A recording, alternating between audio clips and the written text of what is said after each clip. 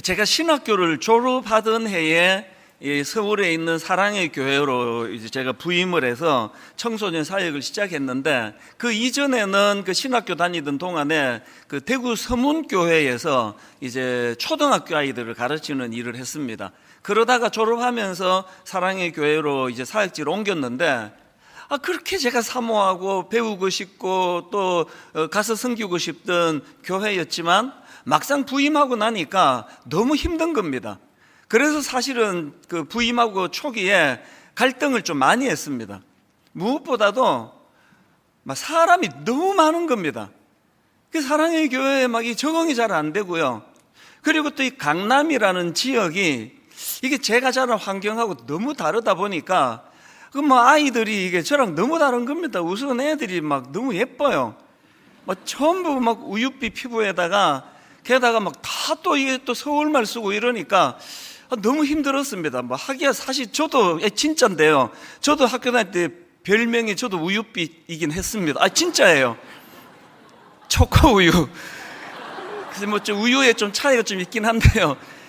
하여튼 막 애들이 막 너무 세련되고 막 이러니까 이게 제가 이게 올 때가 아닌데 이게 잘못 왔다 그런 생각을 하게 되니까 모든 부분에서 이제 위축이 되고, 그래서 이제 자꾸 이제 적응이 잘 안 되는 겁니다. 그래서 한때는요, 사랑의 교회 부임하고도 쉬는 월요일이면 이제 고속버스를 타고 대구로 내려가는 겁니다. 가도 뭐 가족도 저는 다 미국에 계시잖아요. 뭐 만날 사람도 없고 한데 너무 교회가 그리우니까 그렇게 이제 월요일 날 버스 타고 내려가 갖고는 그 대구 서문교회 주변을 빙빙 도는 거예요. 근데 6바퀴 이상은 돌지 않았습니다. 7바퀴 돌다가 이게 또 무너지면 어떡합니까? 여기에 웃으시는 분은 성경을 좀 아는 분이에요. 그 안 웃으신 분들은 성경 좀 읽으셔야 되는데. 그래서 이제 계속 교회를 빙빙 돌고, 그리고 또 그 서문교회 바로 옆에 그 달성공원이라고 있는데, 거기는 이제 제가 다니던 초등학교가 거기 있고, 또 제가 어릴 때 이제 그곳을 놀던 데니까 그렇게 거기가 이제 월요일 되면 그리워서 내려가고 했는데요. 저희 담임 목사님께서 너 다시 와라 그랬으면요, 저 100% 갔습니다. 근데 월요일 날 뭐 다 이제 문도 다 닫혀 있고 또 막 목사님 찾아뵐 용기도 안 나고 막 이러니까 계속 이제 월요일 되면은 또 주변을 맴돌다가 그렇게 하고 다시 올라오는 그 버스 안이 얼마나 쓸쓸했겠냐고요. 서울은 뭐 생전제가 또 처음 생활하고 그러다 보니까 근데 이게 계속 되니까 이러다가 이거 제가 폐인이 될 것 같은 겁니다. 그래서 제가 하나님께 막 선언을 해버렸습니다. 하나님, 제가 이 시간부터 사랑의 교회를 사랑하겠습니다. 제가 이 시간부터 옥하는 목사님을 저의 담임 목사님으로 그렇게 제가 섬기겠습니다. 그리고 무엇보다도 제가 지도하고 있는 우리 고3 아이들, 아버지 저 아이들 내가 진짜 사랑하겠습니다. 그래서 그때부터 제가 2가지 기도 아이들을 위해서 드렸다고 그 말씀을 전에 한번 드렸는데요. 첫째가 뭐냐, 저 아이들을 진짜 사랑하게 해달라고 그랬습니다. 기왕에 제가 고3 부서를 맡았는데 뭐 덜 사랑한다고 뭐 부서를 옮길 것도 아니지 않습니까? 기왕에 하나님 저 아이들을 진짜 사랑하게 해달라고. 그리고 2번째 기도가 그 아이들을 사랑한다면 잘 표현할 수 있게 해달라고. 그게 막 얼마나 간절하게 기도를 드렸는데요. 그리고 기적이 일어난 겁니다. 진짜 교회가 사랑스러워지고요. 막 그 아이들이 너무 막 예쁜 겁니다. 그래서 그때부터 이제 자취할 때니까, 결혼하기 전이니까 주보에 핸드폰이 없을 때잖아요. 주보에 우리 집 전화번호를 해놓고 막 24시간 연락해라, 괜찮다. 막 이러면서 아이들을 제가 사랑하기 시작했는데요. 그때 제 인생에서 너무나 중요한 단어를 깨달은 거 있습니다. 사랑은 감정이 아니더라고요. 사랑은 의지적인 결단으로 이루어지는 거더라고요. 세상이 우리를 속여요. 사랑이 감정이라는 거예요. 나 저 사람 싫어. 안 좋아해. 부부 간에, 자녀, 또 우리 또 자녀들 간에, 동기 간에, 교회 성도님 간에, 교회 순장님에게, 또 순원에게, 사랑은요 그렇게 감정이 물이 위에서 아래로 흐르듯이 나한테 잘해주니까 나 저 사람 좋은 거지. 저 사람은 나한테 안 맞아. 그게 세상이 우리를 속이는 거라니까요. 사랑은요, 의지적인 결단이더라고요. 제가 사랑하기로 결단하고 기도하니까 그게 이루어지는 겁니다. 이게 어떻게 가능한지 아십니까? 고린도전서 13장을 사랑장이라 그러잖아요. 사랑은 오래 참고 이렇게 시작되는 주옥 같은 사랑에 대한 서술이 나오는데요. 여러분, 고린도전서 13장을 기록하기 바로 전에 하나님이 전제로 한 구절을 거기다 주시는데요. 12장 마지막 구절입니다. 고린도전서 12장 31절인데요. 너희는 더욱 큰 은사를 사모하라. 내가 또한 가장 좋은 길을 너희에게 보이리라. 그리고 나오는 게 사랑에 대한 내용이에요. 무슨 뜻입니까? 사랑은 은사라는 거예요. 은사 아시죠? 이게 스피리추얼 기프트예요. 선물입니다. 다시 말씀드립니다. 사랑은 감정 아닙니다. 물이 위에서 아래로 흐르듯이 내 마음이 가는 대로 내버려 두는 게 사랑이 아니고요. 사랑은 의지적으로 결단하는 거예요. 그리고 구하는 겁니다. 내가 구하니까 그 사랑이 오더라고요. 아이들이 사랑스러운 거예요. 저한테 무슨 소리를 하든지 무슨 뒤에서 뒷담화를 하든지 이쁜데 어떡합니까? 귀여워버리니까요. 이런 의미에서 저는 하나님 앞에서 우리가 구해야 돼요. 너희는 더욱 큰 은사를 사모해라. 사모하면 주신다는 거거든요. 그리고 나오는 게 사랑장이라는 겁니다. 그래서 저는 이걸 깨달았기 때문에 하나님께 저에게 사랑을 달라고 기도합니다. 하나님, 저는 사랑이 부족합니다. 하나님, 제가 목사인데도 제가 사랑이 부족합니다. 사랑이 부족한 사람이 설교를 하면 고린도전서 13장 맨 앞에 나오잖아요. 그 울리는 꽹가리 같다고요. 사랑 없이 행하는 모든 행동들, 사랑 없이 행하는 어떤 말도 그 소음만 유발하는 그 꽹가리 같은 거라고.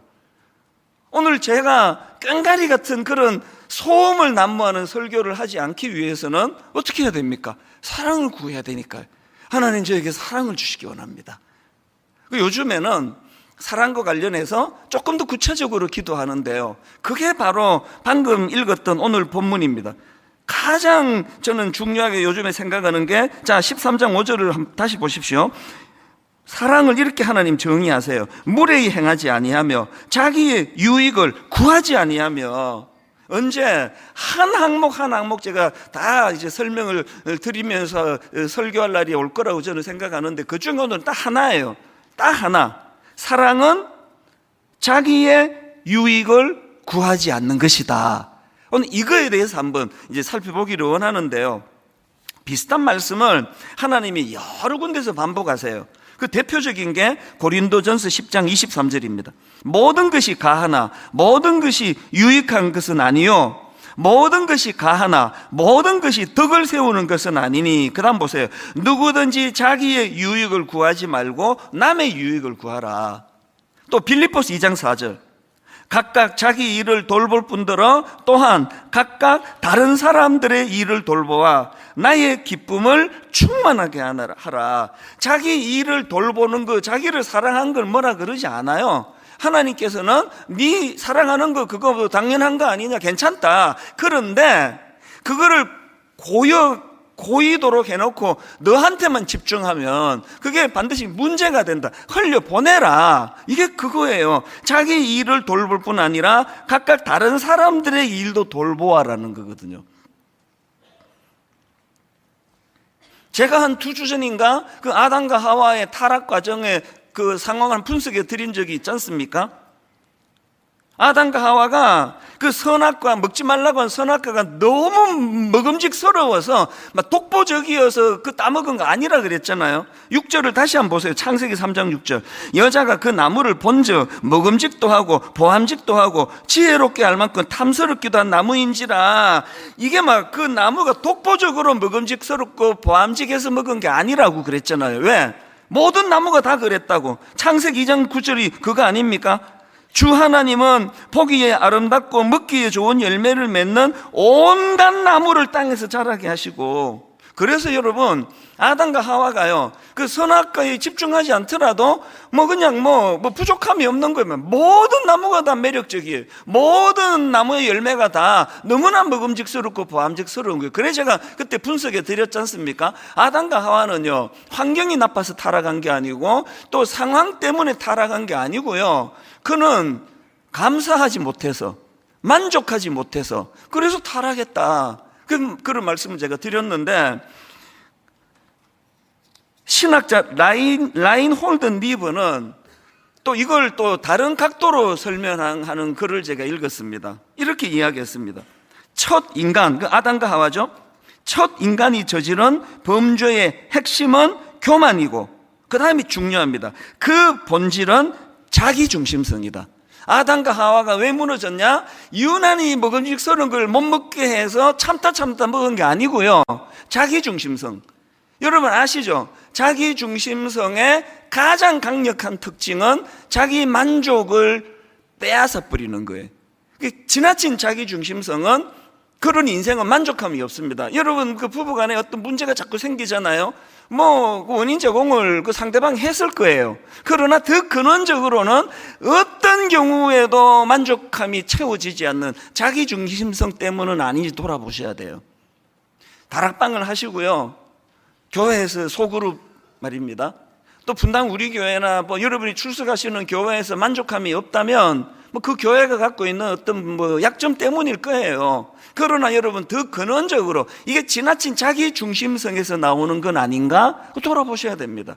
왜? 지나친 자기 중심성은 만족함을 빼앗아가 버리기 때문입니다. 사실 제가 두려운 건요, 사탄이 아담과 하와를 공격할 때 쓰던 그 무기를 가지고 오늘 저를 공격해요. 그리고 여러분을 공격합니다. 무슨 말인지 제가 성경을 한번 인용해 보겠습니다. 디모데후서 3장 1절 2절입니다.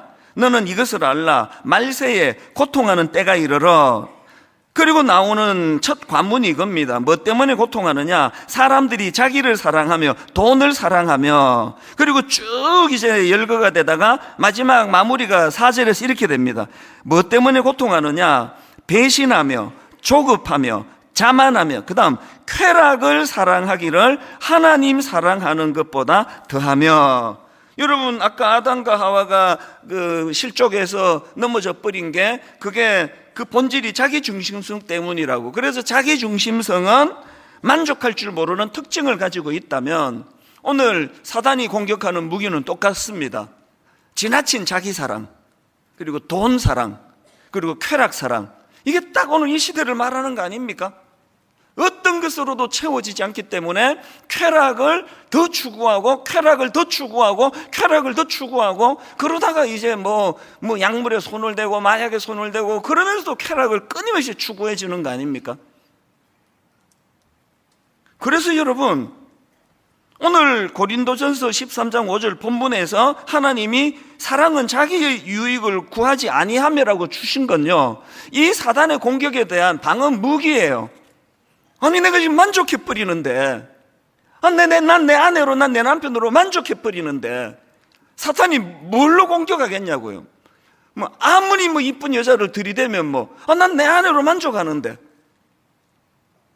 아무리 엄청난 쾌락을 갖고, 혹은 엄청난 요거 사기 한 번만 치면 네가 몇백억을 받는다 그러는데, 난 지금 내 월급으로 나 만족하는데, 사단이 뭘로 공격하겠냐고요. 혹시 여러분 지금 이 세상에 우리가 놀아나고 있는 거 아닙니까? 자기 만족이 없는 거, 지나친 자기 사랑, 왜 꼭 그 먹지 말라는 선악과에만 계속 관심이 가느냐고요. 수많은 다른 것들 다 먹음직하고 보암직스러운데. 그래서 자기의 유익을 구하지 아니하는 건요, 하나님이 우리가 너무 행복할까봐 괴롭히는 말씀이 아니에요. 이게 진짜 행복하게 만드는 거거든요. 며칠 전입니다. 제 아내가 이제 저녁 준비하려고 그랬겠죠. 이제 마트에 가가지고 이제 시장을 보러 갔는데, 거기서 우리 교회 성도, 지금은 아니고요, 그 수문학 교회로 가신 우리 교회 출신 성도님을 거기서 만난 거예요. 이분이 이제 제 아내를 알아보고 막 얼마나 반갑게 그렇게 다가와서 인사를 하시는데, 사람이 얼마나 많습니까? 그 마트에서 뭐 왔다 갔다 하고 그러는데 거기서 막 우시는 거예요. 이 여성도님이 왜 그렇게 우시는가 했더니, 1만 성도 파송 운동의 이제 일환으로 이제 29교회 중에 한 교회로 가신 겁니다. 뭐 거기 마트에서 이분이 막 우시면서, 나는 1만 성도 파송 운동, 나는 분당우리 남기를 원했다고 그러는데 그 길을 가셨고요. 또 그게 너무 그 교회가 은혜스럽고 좋답니다. 너무 은혜스럽고 좋은데, 근데 막 우리 아내를 붙들고 분당우리 교회를 못 있겠습니다 그러면서 막 우시는 거예요. 집에 와가지고 그 얘기를 전해주는데 내가 얼마나 마음이 아팠겠냐고요. 근데 이게 좀 이상하잖아요. 강제로 한 거 아닌데, 나는 안 가고 싶었는데 이분이 왜 가셨냐고요. 왜 가셨냐고요? 사랑은 자기의 유익을 구하지 아니하며 29교회를 살리기 위해서 가신 거 아닙니까? 그래서 지금 29교회 모든 교회가 다 자립을 했거든요.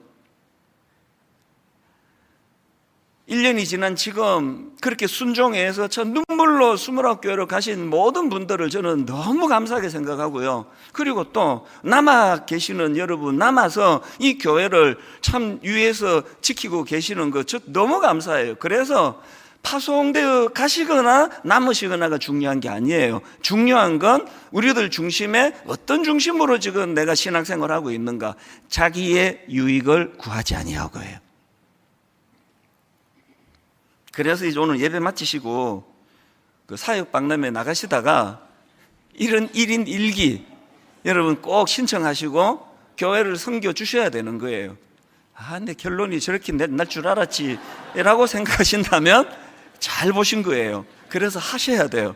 그래서 이 큰 교회가 그 소수 몇 명이 너무나 막 힘들게 하지 않도록 모두가 다 백지장을 맞들면서 그렇게 나가야 되는 겁니다. 그래서 저는 오늘 이런 의미에서 자기의 유익을 구하지 아니하며, 이 말씀을 주신 하나님 말씀을 우리가 묵상하면서요, 이제 좀 더 구체적으로 살펴보기 원합니다. 왜 자기의 유익을 구하지 않는 게 그게 우리에게 복이냐는 거예요. 그게 왜 우리에게 유익하냐는 겁니다. 두 가지로 정리해 드릴게요. 첫째로요, 여러분, 왜 우리가 자기 유익만이 아니라 타인의 유익도 살펴야 되는가 하면, 바로 그게 그 타인을 위한 선한 영향력과 섬김의 길이기 때문에 그렇습니다. 한마디로 그게 가치 있는 인생의 길이기 때문에 그렇습니다. 예를 들어 볼까요? 그 대표적인 케이스가 모세 아닙니까? 히브리서 11장 24절을 보십시오. 믿음으로 모세는 장성하여 바로의 공주의 아들이라 칭함받기를 거절하고 도리어 하나님의 백성과 함께 고난받기를 잠시 죄악의 낙을 누리는 것보다 더 좋아하고, 모세는요 그냥 왕궁에서 살았으면 돼요. 왜 그 고생을 한 겁니까? 모세 내면에 하나님이신 부담감이 이거 아닙니까? 각각 자기 일을 돌볼 뿐 아니라 다른 사람들의 일도 돌보아야 한다는 이 하나님의 정신에 모세가 순종했기 때문에 자기 동족을 사랑했고, 그래서 그냥 안 해도 되는 고생을 엄청 많이 한 거 아닙니까? 그래서 모세가요 그냥 눈 한번 찔끔 감고 그냥 뭐 왕궁에서 그렇게 호요식하고 살았으면 뭐 그 누가 비난합니까? 그 길 뭐 편하게 잘 살았을 거예요. 근데 여러분, 그랬더라면요 모세가 이 땅에서 했어야 되는 가치 있는 일은 못하고 살았을 거 아니냐고요. 모세가 왕궁에서 왕궁으로 입양돼 가지고 왕궁에서 그렇게 살다 호요식하고 죽었으면 오늘 우리가 모세를 어떻게 기억하느냐고요. 오늘 여러분 수천 년이 지난 지금까지도 우리가 모세를 흠모할 수 있는 건 그가 바로 자기만을 위해 사는 게 아니라 타인의 유익도 살폈기 때문에 그 존재가 엄청 가치 있는 존재가 되어버린 거예요. 오늘 여러분, 제가 만약에 뭔 일로 정말 우리 대한민국을 내가 구할 수만 있다면, 제가 뭔 일로 대한민국을 막 결정적으로 제가 섬길 수 있는 그런 역할을 제가 할 수만 있다면 그것보다 더 영광스러운 일이 있겠습니까? 몸도 불살할 것 같아요. 이 꿈을 우리가 꾸시는 거예요. 너무 그 좁은 자리에서 좁은 걸로, 그래서 그 포만감이라는 거, 그 뭐 밥 몇 숟가락 먹었다고 그렇게 배가 벌써 부르냐고요. 한창 먹는 그 우리 아들 보면은 막 엄청나게 먹는데 부러워요. 포만감을 너무 빨리 가지지 않으시는 거예요. 그 가치 있는 인생으로 살고자 하는 선한 욕망, 이게 오늘 우리에게 하나님이 요구하신다는 거거든. 그 다음 두 번째로, 다른 사람의 유익도 살피면서 사는 게 왜 필요하냐? 그게 우리 자신을 위한 행복의 길이기 때문에 그렇습니다. 저는 하나님이 저를 사랑하시는 거 저 확신하거든요. 여러분, 하나님이 여러분 사랑하시는 거 믿으십니까? 저 확신합니다. 그래서요, 하나님은요, 제가 손해되는 거, 하나님은요, 제가 불행해지는 거 절대 요구하지 않는다고 생각합니다. 제가 타인을 위해 섬기고 분당 우리 교회 29교회로 나누고 또 뭐 지금 막 여러 가지 미자리 교회를 돕는 이런 일 하는 게 그게 우리의 행복을 갉아먹는 일이라면 하나님 절대 하지 마라 그래. 하지 마. 괜찮아. 난 네가 행복하기를 원해. 왜 하나님은 나 자신을 돌아볼 뿐만 아니라 주변의 연약한 이웃도 돌아보라고 하시는가 하면 그게 진짜 우리가 행복해지는 길이거든요. 아낌없이 주는 나무, 제가 그 그림 동화책을 좋아한다 그랬잖아요. 이건 뭐 사다 놓고 여러 번 제가 읽었는데요, 최근에 이 아낌없이 주는 나무라는 그림 동화책을 읽다가 내가 놓치고 있던 하나를 내가 발견하기 새로 내가 울컥하는 겁니다. 그 아낌없이 주는 나무, 그 이야기 다 아시죠? 그 그림책이 스토리가 이렇게 시작됩니다. 옛날에 나무가 한 그루 있었습니다. 그리고 그 나무에게는 사랑하는 소년이 하나 있었습니다. 그래서 이제 아낌없이 이제 주는 나무가 됐는데요, 그 소년이 어릴 때는 그 아이의 그네가 되어줬어요. 그래서 나무가 그네를 다는 도구가 되고 그렇게 아이의 놀이터를 제공해 줬는데요, 그러다가 이제 그 소년이 어른이 되어가는 과정에서 돈이 필요하다고 하니까 그 나무가 무슨 제안을 합니까? 내 열매를 팔아서 사용해라. 내 열매를 가지고 돈 만들어서 쓰라. 괜찮다. 그리고 그 다음에 이제 어른이 된 소년이 이제 집이 필요하다고 하니까 내 가지를 다 쳐가지고 이거 갖고 집 지어라. 나는 뭐 좀 못생겨도 괜찮다, 뭐 그런 거겠죠. 그래서 이제 또 집을 다 지었어요. 그 좀 시간이 또 지나고 소년이 이제 뭐라고 말하는가 하니까 멀리 여행하기 위해서 자기가 배가 필요하다고 그랬더니 놀랍게도 뭐라고 말하는가 하니까 나무가 내 몸통을 쳐라는 거예요. 그래서 이걸로 배를 만들어라. 그래서 그루터기만 남아있는 흉한 그런 나무가 돼버렸는데 오랜 세월이 지나고 그 소년이 노인이 됐습니다. 나이가 들어서 이제 그 나무 곁으로 돌아왔는데 그 나무가 이제 나 이제 나이도 들고 내가 너무 잘 지치는데 내가 이제 쉼터가 필요하다 그랬을 때 나무가 한 유명한 이야기 아시잖아요. 둥지를 잘라버린, 그래서 흉측하게 된 그 나무가 나를 의자로 써라. 여기서 앉아서 쉬면 된다. 저는 거기까지 늘 이제 읽었는데요, 이번에 이제 제가 막 울컥했던 게 뭐냐 하니까요, 그래서 제가 동화책을 제가 직접 가져왔습니다. 이거 아낌없이 주는 나무. 이거 아들 거 빌린 게 아니고 저 겁니다. 이게 이제 이런 내용들이 쭉 이렇게 나가다가요, 맨 끝에 여기 딱 한 줄, 몇 자 안 돼요. 요 맨 끝에 여기 글자 하나가 있는데요, 여기에 이제 나무 그루터기에 노인 하나가 거기 앉아 있고요. 그게 소년이죠. 맨 마지막에 요 글자가 하나 있더라고요. 그래서 나무는 행복했습니다. 아유, 크게 전 이유는요, 십자가가 생각이 난 겁니다. 그리고 여러분, 윤동주 시인의 그 십자가라는 그 시 다 아시잖아요. 괴로웠던 사나이, 행복했던 예수 그리스도처럼 자기 삶에 십자가가 주어진다면 모가지를 들이우고 꽃처럼 피어나는 피를 어두워가는 하늘 밑에 조용히 흘리겠습니다. 우리가 왜 십자가를 사랑합니까? 십자가는 그 어린 소년에게 나무예요. 당신은 내어주셨어요. 그런데 이 시인의 이 표현이 얼마나 기가 막힙니까? 괴로웠던 사나이, 행복했던 예수 그리스도처럼 당신은 내어주시고 죽음의 자리까지 가시는 그 모든 일이 너무나 괴롭고 고통스러운 일인데 행복했던 사나이로 표현하는 거거든요.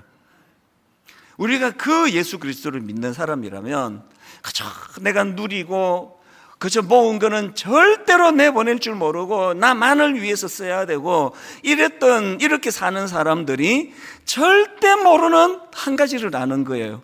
그게 뭔가 하니까요, 그게 사도행전 20장 35절입니다. 범사에 여러분에게 모본을 보여준 바와 같이 수고하여 약한 사람들을 돕고 또 주 예수께서 친히 말씀하신 바 주는 것이 받는 것보다 복이 있다 하심을 기억하여야 할지니라. 예수 믿는 저와 여러분은 이거를 이론으로서가 아니라 좀 경험하시면 좋잖아요. 이 진짜네? 이 내가 베푸니까 베품 받는 것보다 이게 더 행복하네? 그래서 저는 오늘 그 창립 21주년을 맞이해서 이제 분당 우리 교회가 과거에 우리가 이랬고 저랬고 막 그렇게 자화자찬하는 시간이 아니라 저는 오늘 저와 여러분이 이제 우리들에게 남은 과제, 남은 숙제, 이것들을 함께 이제 선포하고 나누기를 원하는데요. 아마 제가 이제 목회를 마무리하게 된다면 이 세 가지가 완성이 되는 시점이라 생각합니다. 분당 우리 교회가 가지고 있는 3대 비전, 첫 번째가요, 가평 우리 마을을 제대로 만들어 보자는 겁니다. 가평 우리 마을, 제가 잘 정리해 드릴게요. 쉽게 말하면 제가 이거를 1단계, 2단계로 제가 구분해서 정리를 해봤습니다. 이거는 시간의 관계가 아니고요, 분리를 잘하기 위해서 1단계로 아주 원색적으로 그 가평 우리 마을이 뭐 하는 데예요? 이렇게 물으신다면 제가 쉽게 이렇게 말씀드리고 싶어요. 거기는요, 지친 이들의 쉼터입니다. 지친 이들의 쉼터. 그런데 쉼터인데 그 세상적인 어떤 자극적이고 막 쾌락적이고 이런 거와는 차별화가 이루어지는, 거기에는 잠잠한 그리스도의 사랑이 느껴지고 거기에는 말씀이 흐르고 거기에 가면 주님 앞에 눈물로 기도할 수가 있고, 그래서 차별화된 쉼터가 가평 우리 마을인데요, 이렇게 하고 끝나는 것은 가평 우리 마을이 아니에요. 그래서 제가 두 번째 단계라고 이제 그 이름을 지어본 거, 분리를 해본 거, 두 번째 단계가 뭐냐 하니까 가평 우리 마을은요, 세상의 약자들과 지친 이들을 가평 우리 마을로 초대하여 그들도 쉬게 해주는 게 우리의 목표예요. 그래서 사실 가평 우리 마을의 시작 자체가 평생을 힘들게 모은 재산을 장애인과 약자들을 위해서 써달라고, 그래서 그 할머니 권사님이 42억의 그 통장 도장을 갖고 오신 걸 제가 한 1, 2년 그걸 계속 그 반려를 했거든요. 이 귀한 권사님의 정말 눈물과 땀이 들어있는 거 제가 받을 수 없다고 계속 한 2년을 반려했는데 이분이 그냥 통장 도장 비밀번호고 그냥 놓고 가셨습니다. 그리고 이 소식을 들은 우리 교회의 어떤 부부가 가평에 땅이 한 2만 평이 있는데 그게 이제 가평 우리 마을입니다. 이거 자식한테 물려주면 아이 망치기 때문에 이거 우리 거 아니라고 생각하고 땅 주인을 계속 찾았는데 못 찾고 있었는데 목사님 땅 주인을 찾았습니다. 그렇게 하고 2만 평의 땅 문서를 갖고 오신 거예요. 그래서 시작한 게 가평 우리 마을입니다. 그래서 가평 우리 마을이 그냥 우리끼리 거기서 잘 지내고 쉼터가 좋다 그러고 수양관처럼 그렇게 만들면요, 제가 죄를 짓는 거예요.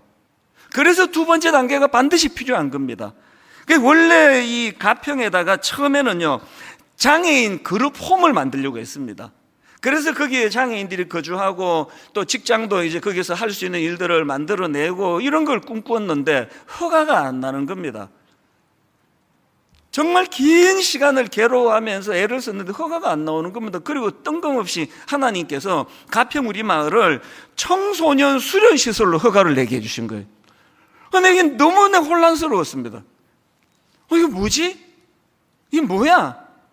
그 긴 시간을 제가 갈등했는데 여러분, 보름 전에 제가 답을 찾았습니다. 제가 이렇게 미련해요. 아까 제가 두 번째 단계가 세상의 약자들, 지친 이들을 초대하는 곳이 되기를 원한다 했는데요, 이제 예를 들어 이런 겁니다. 그 발달장애인 엄마, 아빠 계시잖아요. 발달장애인 부모님은요, 내가 수많은 이야기를, 거의 똑같은 이야기를 들었습니다. 그 아이를 너무 사랑하시니까요, 목사님 저는요 이 아이보다 하루 더 사는 게 내 꿈이라 그래요. 이 아이를 끝까지 끝까지 돌보겠다는 부모의 눈물의 의지 아닙니까? 난 그 말이 진짜 눈물이 나요. 이 돌봐야 되는 이 아이 하루 더 살고 아이보다 하루 더 살고 죽기를 원한다는 건 당신의 삶이 없다는 거잖아요. 그래서요, 가평 우리 마을에 지금 저희가 시설을 갖추어 놓고요, 발달장애인 엄마 아빠 초대하기를 원합니다.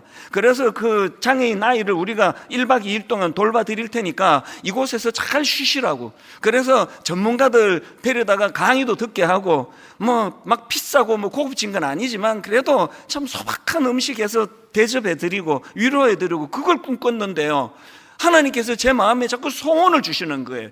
엄마 아빠만 힘든 게 아니라는 겁니다. 태어나 보니까 우리 형이 발달장애인이에요. 우리 누나가 발달장애인이에요. 내 동생이 발달장애인. 그러면요, 그 형제들은요 다 희생이에요. 어릴 때부터 이 아이는 그 부모 사랑을 다 뺏기는 거예요. 그 어린아이 생각에. 하나님이 왜 청소년 수련시설로 허가를 나게 하셨을까? 두 번째 단계에서 그 엄마 아빠도 물론 초대할 거예요. 그러나 저는 꿈꾸어요. 여기 지금 발달장애인을 형으로 둔, 누나로 둔, 동생으로 둔 그 사람, 그 청년들을 가평으로 초대하기를 원해요. 그들에게 잘 대접하고, 그리고 상한 마음을 치료해 주기를 원하고, 그 일이 얼마나 네가 가치 있는 일인지 아느냐, 이걸 가르쳐 주고, 그래서 하나님이 이런 꿈을 우리에게 주신 거거든요. 그리고 또 하나 있습니다.